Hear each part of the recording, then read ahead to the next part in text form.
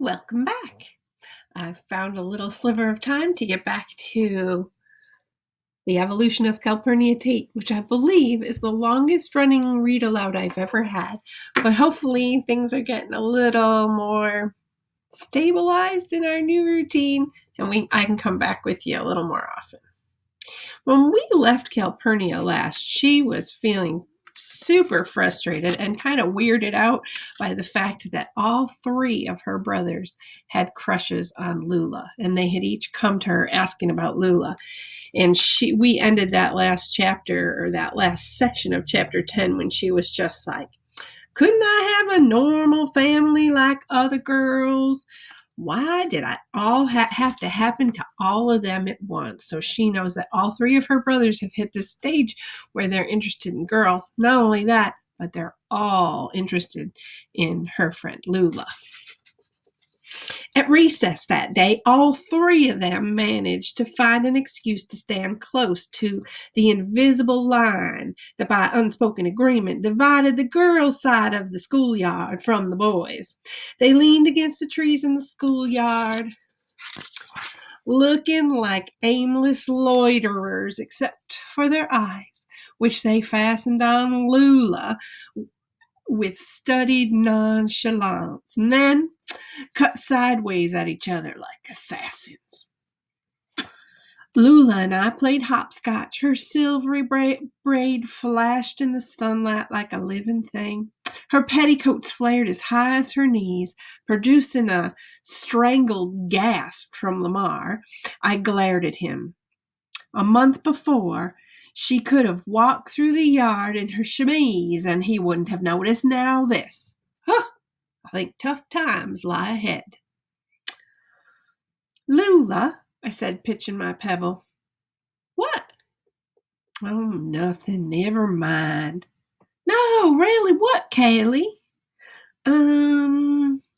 Well, I had made a hope to die promise I wouldn't tell, and while I myself did not know of anyone who had died after breaking a promise, it wasn't worth the risk.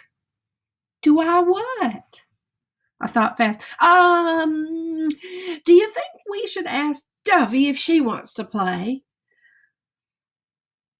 Do I? What? Well, I thought you didn't like Dovey. Well, I said as I hopped. Never said I didn't like Dovey. Yes, you did, Kaylee. You said so last week. You said exactly those words. I do not like Dovey. It's Christian that we invite her, don't you think? Lulu looked at me curiously. Well, if you want to. I didn't want to. I couldn't stand Dovey, but I also couldn't tell her the truth. So I walked over to her. I was about to ask her to join us when Miss Harbottle rang the bell. Dovey gave me a funny look. I seem to be getting lots of funny looks lately. I didn't deserve one of them. We trooped back inside, girls in one queue, boys in the other. I began to dread the walk home after school and tried to think up an excuse to walk home all by myself. Miss Harbottle honed on my distracted state, and she called on me an extra number of times with questions on Texas history, which I could not answer, much to my classmates' amusement. Calpurnia Tate, she said, we interrupting you? Interrupting me, ma'am? I'm not doing anything. Exactly. Where is your mind today, Calpurnia? Must have left it at home, Miss Harbottle, I said. The class tittered. Precisely, she said. And don't you get pert with me, Calpurnia. Go to the corner. 1 hour. Any more comments and it'll be the switch for you. I stood in the corner ashamed with my face to the wall for a full hour and contemplated my brother's situation, but came up with no answers. Then came lunch. We took our pails outside and scattered under the trees. Lamar and Sam Houston sat with their respective friends. I felt sorry for Travis, the youngest and most tender of the bunch, who ate alone and cast piteous, moony looks at Lula. Lula noticed him and said, "What's wrong with Travis? Is he ill?" "I think he has spring fever," I said. "Boy, it's not spring," she said, and gave me another funny look. "Shouldn't we ask him to eat with us? He looks lonely." "I'm not sure that's a good idea, Lula." "Why not? You're sure I'm being odd, Callie V." "Me? Odd?" I thought. "Oh, if you only knew the half of it." "Don't worry, Lula. He's fine. I think you should just leave him be." But it was too late. She walked up to Travis. Those eyes got bigger, and his face got redder and redder as she came toward him. Lamar and Sam Houston, on the other hand, turned all pinched and squinty. She bent down and spoke to him. I couldn't hear her words, but he leapt to his feet and followed her back to our spot. Lamar and Sam Houston looked like they were about to go into some kind of spasm. Travis sat down, and I thought he might pop with happiness. "Hi, Kelly. Lula asked me to sit with you." "I know, Travis. This is a good place to eat lunch, don't you think? You picked a real good place. Lula, do you want half of my sandwich? But I only made us roast beef today, and it's real good. I'll share it with you if you like. And I have pie. Lula, do you want to share my pie? Oh, can I give you the whole piece if you want? It's peach, I think. Here you go." "Wait, let me look. Yep, it's peach, all right." "Thank you, Travis," she said graciously, but I have enough of my lunch all on my own. "Say, Lula," he said, "do you like cats?" "Mouser, he's our old barn cat. She had kittens, and I get to look after them all by myself. Mother said so. I named them all myself, too. Do you want to hear the names?" I sighed. Do you think it's any fun listening to a 10-year-old trying to get a girl's attention? And then there's Jesse James, and then there's Billy the Kid, and then there's Doc Holliday, and then there's... He droned on and on, giving the names of all 8 kittens. Lula actually looked interesting. "One I like best is Jesse James," he finished. "He's got stripes all over him except his toes, which have some white places on them. He looks like he's wearing spats." "He's real friendly. He lets me carry him around in my overalls. Say, Lula, would you like to come and see my kitten sometime?" "That'd be nice, Travis. I like cats. We used to have a cat, but Mother wouldn't let it come inside the house. It disappeared, and it never came back." I could almost hear the gears meshing in my brother's head. "Say, Lula," he said slowly, "maybe you could have one of my kittens, like it if you want." "Gosh, Travis, really?" Her whole face lit up. "Oh, gosh, that would be so nice, Travis."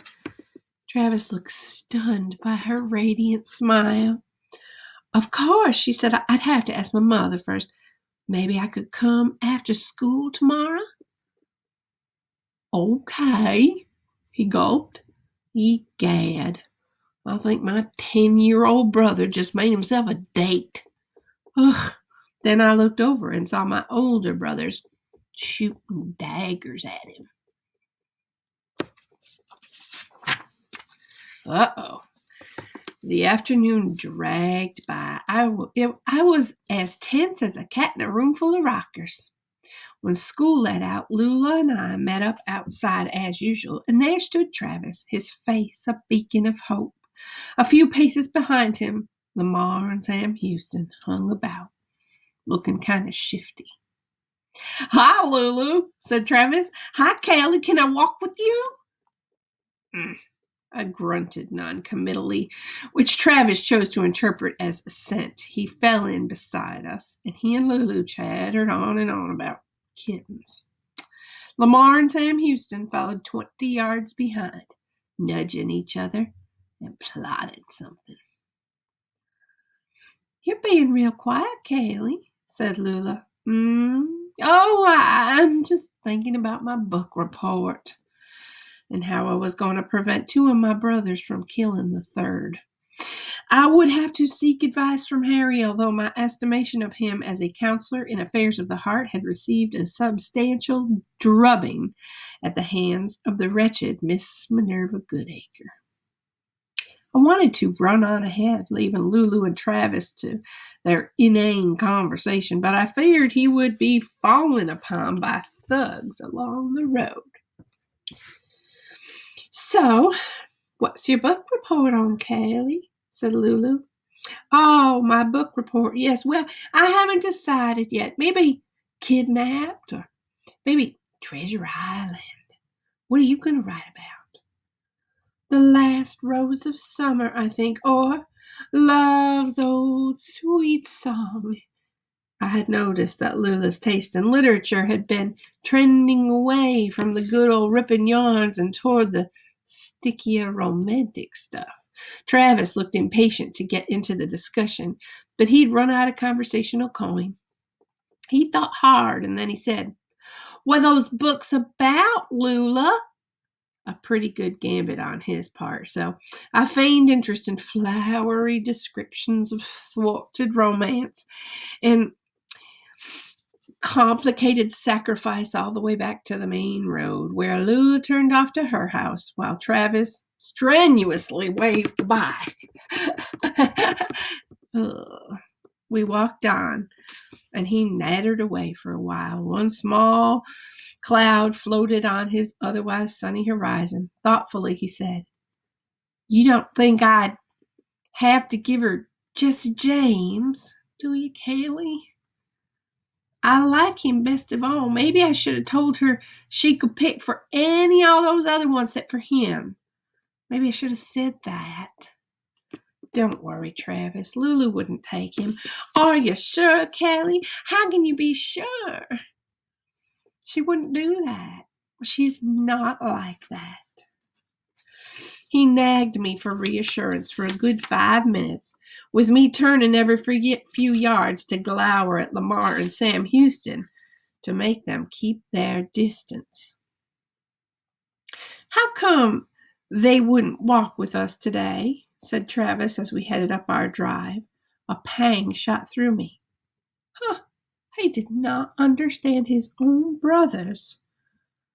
Older, bigger, stronger, smarter, were rivals for Lulu's affection. He was as damp and wobbly and susceptible to damage as a newly hatched chick. How could I possibly protect him from heartbreak? I'll catch up with you real soon, and we'll finish up chapter 10. Have a good night.